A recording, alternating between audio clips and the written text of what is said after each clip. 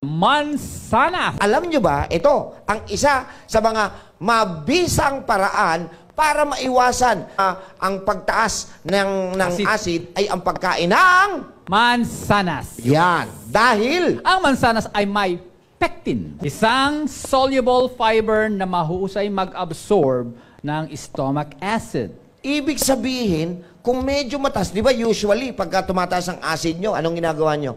Kain kayo marshmallow, narinig nyo na yun. Para bumaba ng konti acid. Kain kayo skyflakes, kain kayo ng soda cracker. Pero alam nyo ba na ang mansanas ay may napakataas sa soluble fiber na ang tawag ay pectin, na pag kinain mo, ina-absorb niya. Ina-absorb niya yung acid, stomach acid. Ang matatamis na mansanas ay alkaline food na nagre-restore ng pH balance na tumutulong para maiwasan ang GERD. Ang pagiging acidic ng katawan ay pagmumulan ng 90% ng karamdaman. So pag may sakit ka, automatic ang katawan mo, ang pH level ng katawan mo, acidic.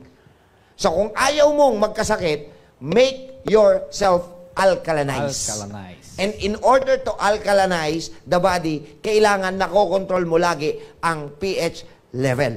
Isa sa pinakamagandang solusyon, soluble fiber katulad ng pectin na makukuha natin sa mansanas. Alright! Pagkain ng oatmeal. Yan, bakit? Hindi lang masarap at masustansya pang almusal ang oatmeal, pero maganda rin itong gamitin para sa nangangati at inflamed skin. Uy! Kung may nangangati kayong balat, rashes, namamagang balat, naku, bakit daw? Basahin natin. Maaari itong durugin at ilagay sa maligamgam na tubig na pampaligo o gawing paste na pwedeng ipahid direkta sa masakit o nangangating balat. Wow!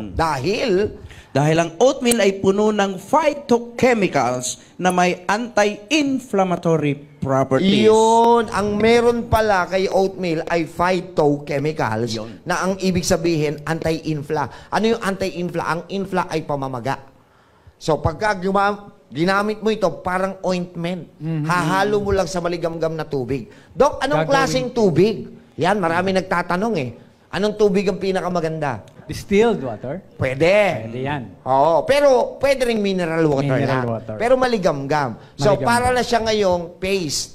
Pwede niyong para siyang, pagka-konti lang na oatmeal, Sa portion ng para lang siyang pampaligo. Pero, kung gusto niyo naman na para siyang paste, lalaputan niyo, dadamihan niyo yung oatmeal. At yun yung ipapahid niyo sa affected area. Subukan niyo at makikita niyo, soothing. Yung mararamdaman niyo, nawawala yung pangangati at nawawala yung pamamaga. Maganda ba yun?